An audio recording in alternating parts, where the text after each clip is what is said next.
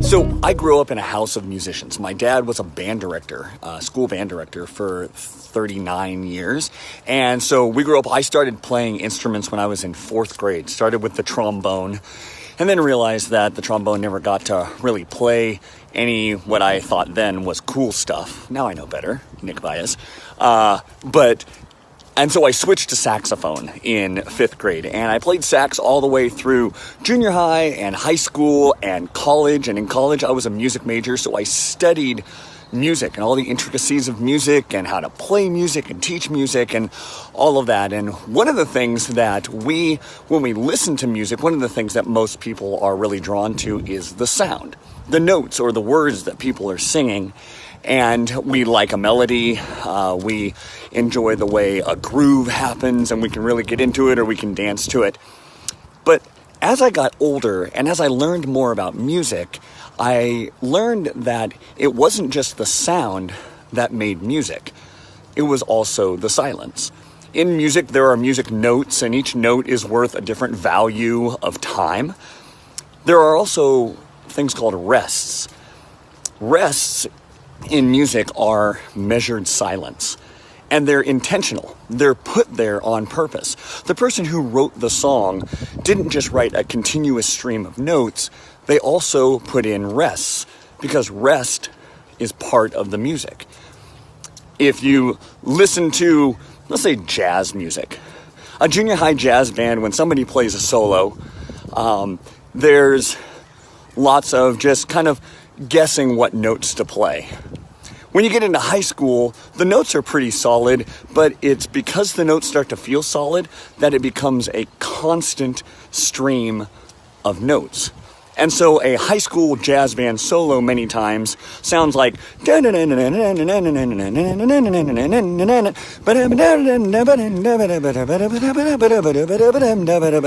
it's just on, and there's never any break. There is just a constant stream of notes.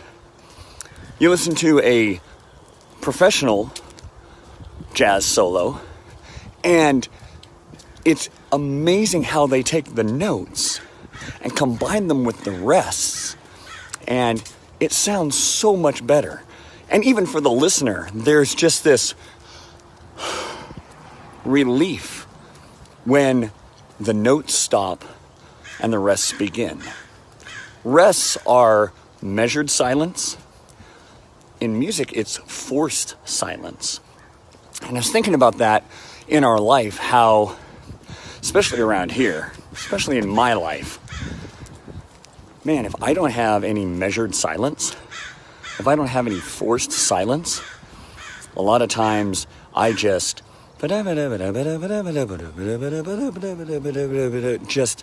constant notes. And in the Bible, it's amazing that there is this exact thing demonstrated. The word Selah is used 74 times in the Bible. 71 of those times is in the Psalms. And 31 of the 39 times that it's used in Psalms to the choir director. Now, I tell you that because there is not a direct translation for the word Selah. We're not exactly sure what it precisely means, but the fact that it's used so musically indicates that it likely had something to do with pausing, resting, reflecting on something that had just been said or played, something sung. And that means something to me because I know that I need to be more disciplined in the resting. I want to do all the notes, and even though the notes are good, like they may be good notes, it might be ministry, it might be with my family, it could be whatever, but the resting is part of the music. And I want to read you a psalm. I'm going to try and do this walking down the street without falling down or tripping over a crack. Or my page turning so I can't see it anymore. Psalm, here we go. Sorry. Okay. Psalm 67. This is for the director of music with stringed instruments. A psalm, a song. May God be gracious. Oh, now, as I read this, I'm going to rest when I come upon the word Selah. In some translations, it says interlude, like, hey, just pause and listen. Verse 1, Psalm 67. May God be gracious to us and bless us and make his face shine upon us.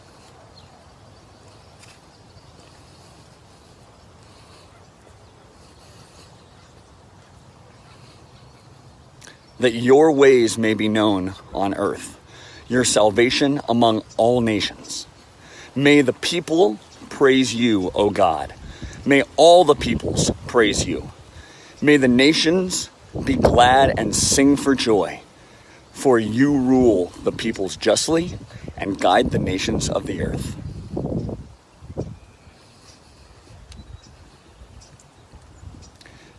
May the peoples praise you, O God. May all the peoples praise you. Then when the land will yield its harvest and God, our God, will bless us. God will bless us and all the ends of the earth will fear him.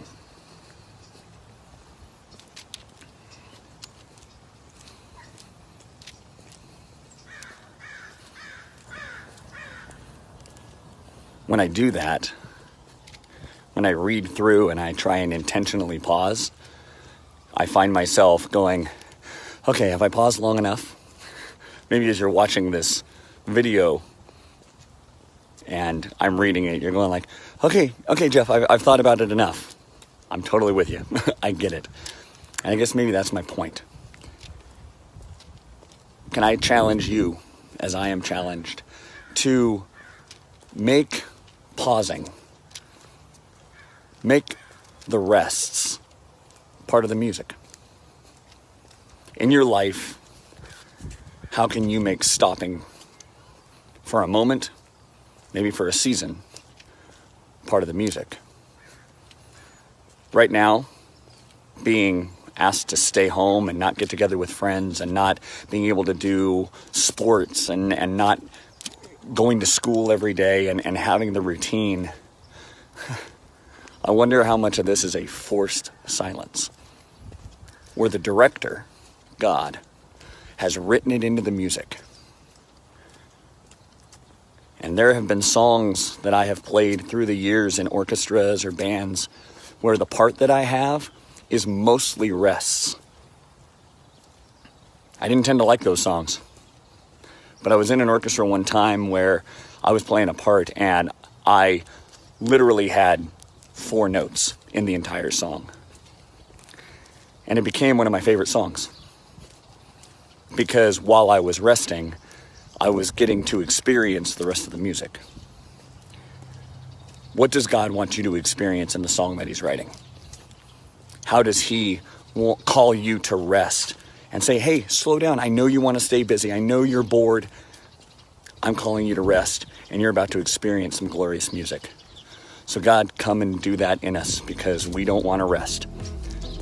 Write the rest into our music, that it would bring us life and walk with us every day in Jesus' name. Amen.